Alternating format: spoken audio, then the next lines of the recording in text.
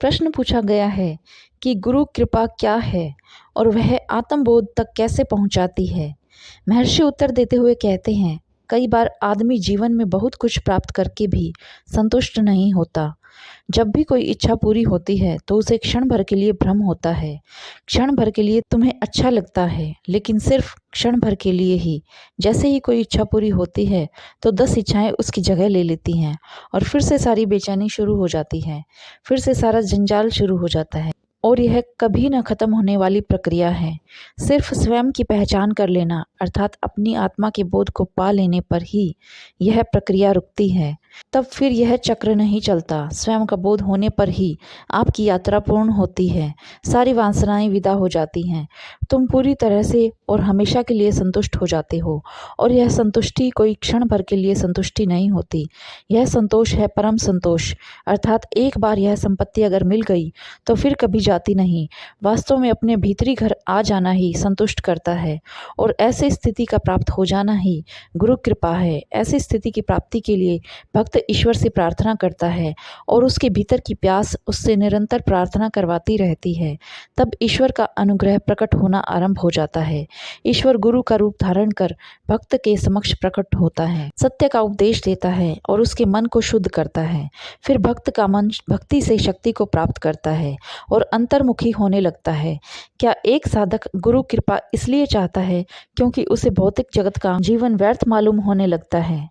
हाँ, उसे ऐसा दिखाई देने लग जाता है कि जीवन में जो भी चीज़ें हैं, जितने भी सपने हैं, सब झूठे हैं। ऐसा उसे प्रतीत होने लग जाता है क्योंकि कभी कुछ मिलता नहीं। धन वादे करता है कि यदि तुम्हारे पास यह होगा तो तुम्हें मदद मिलेगी, लेकिन लोग धनी से धनी होते चले जाते हैं और प्रसन्नता कभी आती नहीं। यह हमेशा क्षितिज की तरह होती है। बहुत भ्रामक रिश्ते यह भ्रम देते हैं कि सब कुछ ठीक हो जाएगा और तुम्हारा सारा जीवन आनंदित हो जाएगा, लेकिन ऐसा कभी होता नहीं। तो महर्षि, फिर भौतिक जगत के सुखों के बगैर आनंदित कैसे हुआ जाता है? अगर आनंद चाहते हो तो जीवन में संतोष का जन्म होने दें। जो है उसी में सुख लेने की कला का नाम ही संतोष है। संतोष का मतलब आप समझें।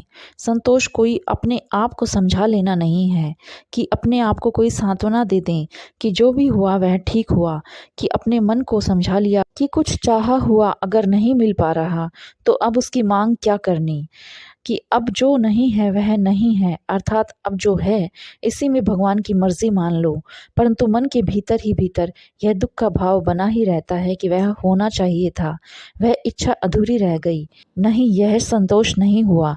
तो संतोष का अर्थ ऐसा है कि जो नहीं है उसका विचार भी क्या करना, जो नहीं है उसका कोई विचार नहीं। संतोषी आदमी में उसे न मिलने का ख्याल कभी जन्म नहीं लेता और जो मौजूद है सारा ध्यान उसी में होता है। उसका ही रस है, उसी का ही धन्यवाद है और उस रस में लीन हो जाने से ही संतोष जन्म लेता है। महर्षि थियोसॉफिकल सोसाइटी में मार्गदर्शन हेतु गुरु की खोज के लिए ध्यान करते हैं। गुरु भीतर है और ध्यान का लक्ष्य इस अज्ञान युक्त विचार को हटाने से है कि गुरु केवल बाहर है। आपको जिसकी प्रतीक्षा है, यदि वह अजनबी है तो वह अदृश्य भी अवश्य होगा, किंतु जब तक आप सोचते हैं कि आप अलग हैं या आप शरीर हैं, तब तक ब्रह्म गुरु भी आवश्यक है और वह एक शरीरधारी जैसा प्रकट भी होगा। परंतु जब स्वयं की शरीर के साथ गलत पहचान का अंत हो जाता है, तब केवल आत्मा के रूप में गुरु की प्राप्ति हो जाती है। तो क्या गुरु हमें दीक्षा आदि से आत्मा को जानने में सहयोग करेंगे? आपकी कल्पना कुछ ऐसी है कि गुरु आपको हाथ से पकड़ता है और आपके कान में बोलता है। आप स्वयं जैसे हैं वैसे ही कल्पना उसके बारे में भी करते हैं, क्योंकि आप एक शरीर के साथ सोचते हैं, इसलिए सोचते हैं कि आपके लिए कुछ ठोस करने के लिए उसके पास भी शरीर है। परंतु ऐसा नहीं है। उसका कार्य आध्यात्मिक सतह पर होता है, भीतरी तल पर होता है। महर्षि, तो फिर गुरु की प्राप्ति कैसे की जाए?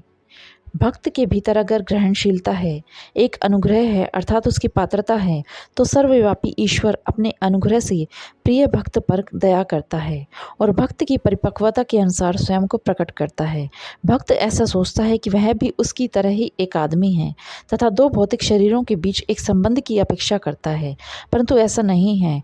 गुरु जो है वह ईश्वर या आत्मा का अवतार है। वह अपने शारीरिक तल से अर्थात इस मन से, इन इंद्रियों से ऊपर उठकर आत्म स्वरूप हो चुका होता है, इसलिए वह भीतरी तल से कार्य करता है। वह साधक को उसकी आत्मा का बोध करवाने के लिए उसको को राह दिखाता रहता है ताकि फिर गुरु और शिष्य में कोई अंतर ना रह जाए, सब आत्म स्वरूप हो जाए। जो अभी तक संसार में भटक रहा था उसे आत्मबोध हो जाए।